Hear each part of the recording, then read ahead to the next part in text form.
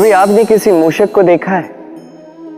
उसे सदैव कुछ न कुछ चाहिए होता है, कुतरता रहता है दिन भर रात भर। कभी आपके रसोई घर से कुछ उठा लेगा, कभी भंडार से कुछ उठा लेगा, कभी आपके वस्त्र फाड़ देगा, कुछ उठा के अपने बिल में ले जाएगा। किंतु आप देखिए, उसे कभी संतुष्टि नहीं मिलती, उसका पेट कभी नहीं भरता। इसी के विपरीत होती है नदी। किसी से कुछ नहीं चुराती, केवल बांटती है। अपनी इस जल को इस प्रकृति में बांटती, इस धरा को सींचती जाती है, इस प्रकृति को एक नया जन्म देते जाती है। और यही नदी जो सदैव केवल बांटती है, आप देखेंगे कि ये कभी खाली नहीं होती। इससे आप क्या समझे?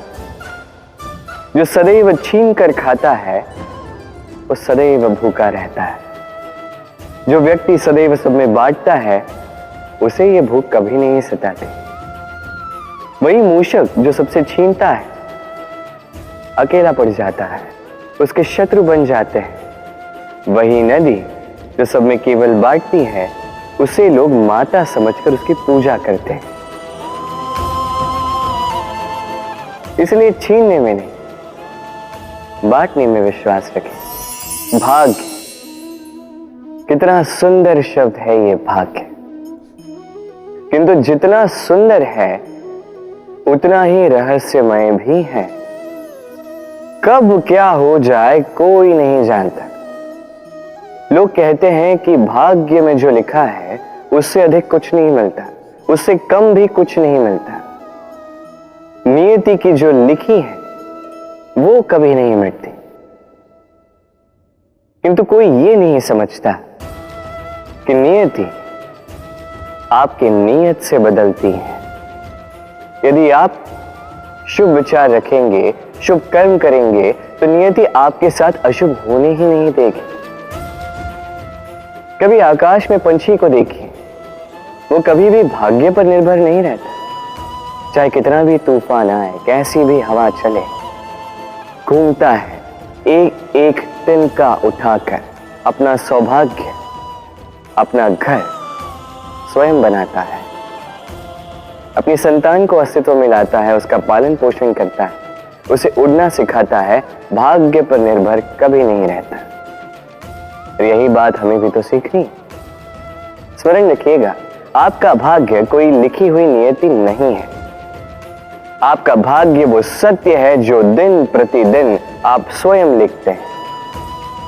कुछ अपने परिश्रम से, कुछ आपकी नीयत से। सुरक्षा व्यक्ति के लिए आवश्यक होती है, किंतु यही व्यक्ति की सबसे बड़ी शत्रु भी होती है। कैसे? सोचिए, एक व्यक्ति जब सुरक्षित वातावरण में होता है तब उसमें आलस आ जाता है। वो जानता है कि ना मुझे भविष्य के लिए कुछ करना है, ना आज के लिए कुछ करना है, केवल जीवन जीना है। इस सुरक्षा चक्र से बाहर निकलना अति आवश्यक है। सोचिए, पंछी जो अपनी संतान को जन्म देता है, कुछ समय के पश्चात उसे घोंसले से निकाल देता है। क्यों? यदि ऐसा नहीं किया तो वो संतान जीवन जीना सीखेगी ही नहीं। यदि उसे डाली से नीचे नहीं फेंका तो संतान उड़ ही नहीं पाएगी, उसके पंख सशक्त नहीं होंगे, वो स्वयं का घोंसला बनाएगी ही नहीं। पंछी अपना घोंसला तब बनाते हैं जब उनके अभिभावक उन्हें छोड़ देते हैं। स्मरण रखिएगा, आप सुरक्षा चक्र से बाहर निकलेंगे, संकट आएंगे जिसके कारण आप सतर्क होंगे, उनका सामना करोगे तो आप बलशाली होंगे। अब वो संकट दोबारा ना आए इसलिए आप योजना बनाओगे। यदि आप स्वयं का विकास चाहते हैं तो जब भी आपको लगे कि आप एक सुरक्षित वातावरण में हैं, एक सुरक्षा चक्र में हैं, तो इस घेरे से बाहर निकलिए। यहां है आपका विकास। ये उस नौका का प्रतिरूप है जो हमें धारा पार कराती है। अब सोचिए कैसी बात है ये। वो विशाल नौका जो हमें धारा पार कराती है, उसका निर्माण धारा में नहीं, धरा पर होता है। और यदि हम इसे नदी तक पहुंचाना चाहें तो हमें आवश्यकता होती है किसी बैलगाड़ी की अथवा अश्वगाड़ी की। उसमें रख के इसे ले जाते हैं। अब यदि मार्ग में कोई नदी आ जाए, कोई धारा आ जाए और उसे पार करना हो तो इस बार नौका पर उस गाड़ी को रखा जाता है और फिर पार किया जाता है। अर्थात ये यात्रा संपूर्ण हो ही नहीं सकती यदि दोनों का सहयोग ना होता। इसीलिए ये कहावत है, कभी नौका तो कभी गाड़ी। ये हमारे जीवन में अत्यंत महत्वपूर्ण है। हमारे संबंधों में अत्यंत महत्वपूर्ण है सहयोग।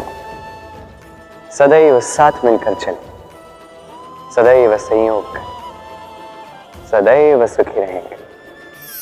व्यक्ति का व्यक्तित्व कैसे बनता है, आपको क्या लगता है?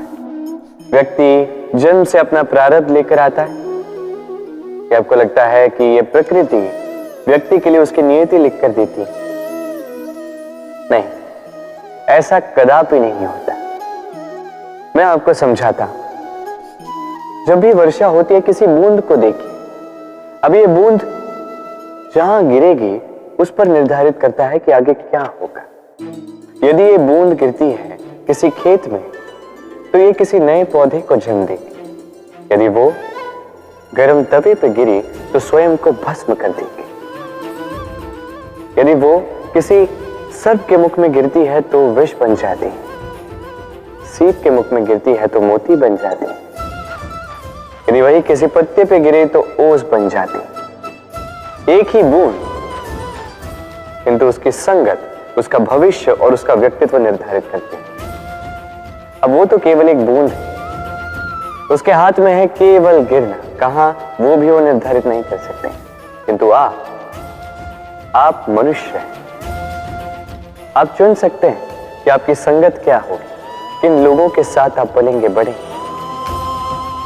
तो अच्छे से कीजिए, क्योंकि ये चयन आपका होगा, क्योंकि ये जीवन आपका है, भविष्य आपका है।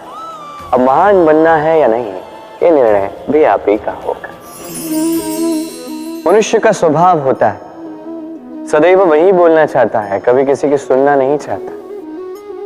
किंतु उसका ये स्वभाव उसे एक बहुत बड़े ज्ञान से दूर रखता है, सामने वाले व्यक्ति के व्यक्तित्व के ज्ञान से दूर। इसलिए यदि आप किसी को पहचानना चाहते हैं, उन्हें समझना चाहते हैं, तो उन्हें रोकें नहीं, बस बोलने दें। क्योंकि व्यक्ति का व्यक्तित्व होता है उसके शब्दों में और उसका वास्तविक रूप छिपा होता है उसकी बोली के पीछे। बोलने दें, धीरे धीरे करके आप सब समझ जाएंगे। यही अंतर होता है एक साधारण पुरुष में और एक महापुरुष में। एक किसी को बोलने नहीं देता और एक सबकी सुनता।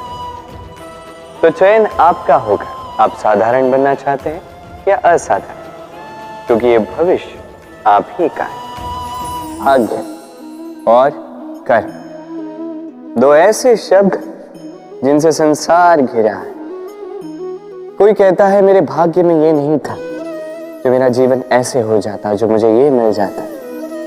कोई कहता है कि मेरे पिछले जन्म के कर्म कुछ ऐसे रहे होंगे जिसके कारण इस जन्म में ऐसा भाग्य मिला। सब छोड़ दीजिए और एक बार शांत मन से सोचिए।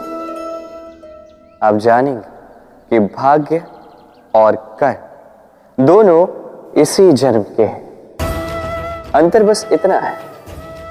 बात की जाए भाग्य की, तो इस भाग्य से आप जितनी आशा करोगे उतनी ही निराशा पाओगे, क्योंकि ये आशा आपको कर्म करने से रोकती है।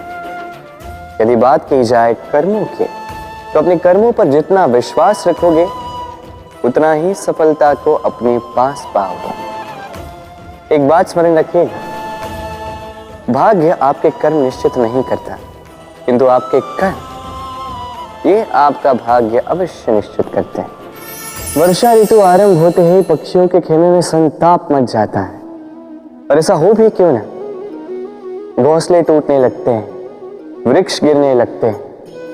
हर एक पक्षी अपने बचाव के लिए एक नए स्थान की, एक छाव की, एक छत की खोज में रहता है। बस एक पक्षी है जो ये सब नहीं करता। उसे ना इन सारी समस्याओं की चिंता होती है, ना ही आवश्यकता होती।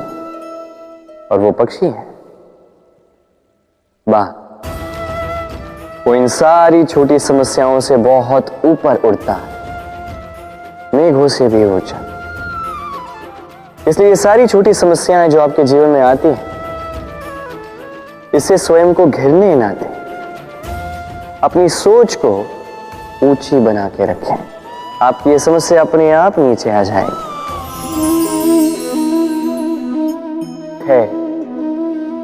ये धैर्य क्या है?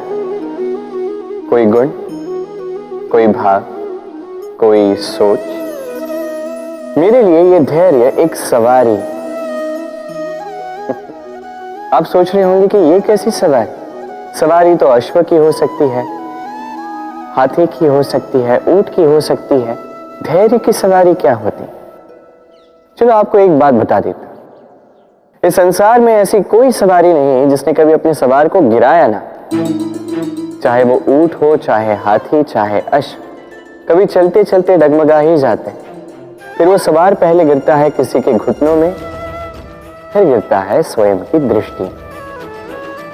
किंतु धैर्य की सवारी ये कभी किसी को नहीं गिराती, कभी नहीं। ना वो सवार किसी के घुटनों में गिरता है, ना ही स्वयं की दृष्टि। क्योंकि धैर्य आपको विवेक देता है, विवेक आपको योजना देता है, और योजना देती है आपको शक्ति अपने लक्ष्य को पाने। समझे? धैर्य साथ अपने आप को और धैर्यशील बनाइए। इस धैर्य की सवारी कीजिए और फिर बस देखिए कैसे ये सवारी आपको आपके गंतव्य तक ले जाती है। पुस्तिका से हम क्या कुछ नहीं सीखते। ज्ञान हो, विज्ञान हो, इतिहास हो, सब सीखते हैं। कहते हैं एक अच्छी पुस्तिका, एक अच्छा ग्रंथ प्राप्त हो जाए तो वो सहस्त्र मित्रों के समान है। किंतु यदि एक अच्छा मित्र मिल जाए तो वो समस्त ग्रंथालय के समान होता है। वो आपको कर्म का ज्ञान देता है, सफलता का विज्ञान समझाता है, वो आपको इतिहास में अमर कर देता है। इतना ही नहीं, वो केवल आपको मार्ग दिखाता नहीं है, अपने साथ लेकर उस मार्ग पर चलता भी है। इसलिए यदि जीवन में आपको कोई अच्छा मित्र मिल जाए तो उसे सहेज कर रखें, उसे संभाल कर रखें, जीवन संभल जाएगा। प्रतीक्षा, प्रयास, दोनों जीवन के अभिन्न अंग। देखा जाए तो हम सदैव किसी न किसी की प्रतीक्षा कर रहे होते हैं, चाहे व्यक्ति हो, चाहे कोई क्षण हो, चाहे कोई भावना, कुछ भी हो सकता है। और देखा जाए तो सदैव कोई ना कोई प्रयास भी कर रहे होते हैं। जैसे सफलता के आने की प्रतीक्षा, असफलता ना आए इसके लिए प्रयास, सुख आने की प्रतीक्षा, दुख ना आए इसके लिए प्रयास। अब प्रतीक्षा और प्रयास का एक अत्यंत घनिष्ठ संबंध है, और वो ये कि प्रतीक्षा करने वालों को उतना ही मिलता है जो प्रयास करने वाले पीछे छोड़ जाते हैं। तो प्रतीक्षा नहीं, प्रयास कीजिए, क्योंकि प्रयास में ही सुख की आस है। सूर्य का ताप कितना प्रखर होता है, सारी वनस्पतियों को सुखा देता है। तालाब हो, सरोवर हो, नदियां हो, सभी सूख जाते हैं। किंतु कभी आपने सुना है सूर्य के ताप से समुद्र सूख गया? ऐसा कभी नहीं होता। और यही छिपी है एक अमूल्य जीवन की सीख। समुद्र की भांति स्वयं को धैर्यशील बना दोगे, स्वयं में वो संयम लाओगे, तो कठिनाइयों की धूप आपको कुछ नहीं कर सकती। आपसे वो भाप निकलकर एक मेघ बन जाएगा जो जाके सूरज को ढक देगा, और फिर होगी केवल सफलता की वर्षा। तो आइए और मेरे साथ धैर्य से कहिए राधे राधे।